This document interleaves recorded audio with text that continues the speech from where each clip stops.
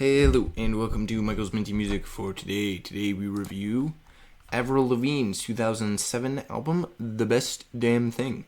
It's good, although I don't really love it. It sounds a bit dated in my opinion. It sounds older than it is, even though it's pretty, kind of old. This is the track listing, and these are the tracks I added to my playlist, 8 out of 12, so 75%, so still good songs here. And this album's good, but it is not aged well at all. The overall sound is really weird. It's super poppy, but not in a way that's like innovative or super interesting, or even in a way that's sort of like best of its class.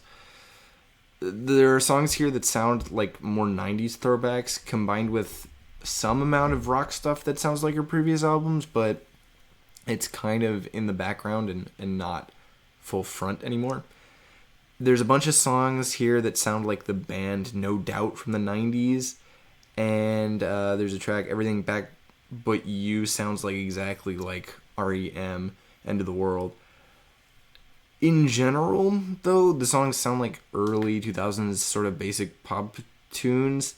They mostly sound all the same, but they mostly aren't bad, so it's kind of this sort of weird thing where they all sound similar, but nothing's too bad, so it's all still kind of alright. The overall flow is good, but the sound of the album isn't interesting enough to make it really work. Because the sound isn't super interesting, there's not much to do that you can do with the flow. There was only one single released before the album, which was the opening track, Girlfriend, which was on the radio a little bit, along with When You're Gone, I believe. When You're Gone is really the big hit here.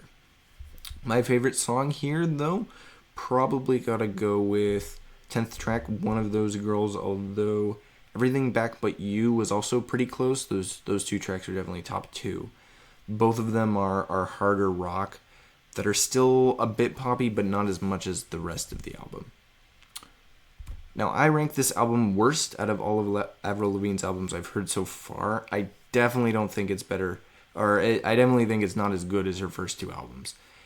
The Best Damn Thing is still good, but overall, just the general sound falls short, and it lacks the same amount of variety the first two have. It's just that the vibe of this one is off for me when I listen to it. It just wasn't as good.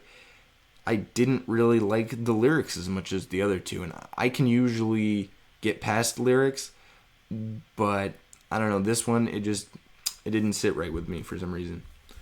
But additionally, this album doesn't take my top spot from 2007. That stays with Maroon 5's It Won't Be Soon Before Long, which is great. It's got a lot of variety and different sounds, and I definitely like it more than this one. So Maroon 5 definitely keeps it here. Next up is Billy Joel's 1983 album, An Innocent Man. It recently hit its 40th anniversary this month, and it's pretty great, so it was a great time to review it.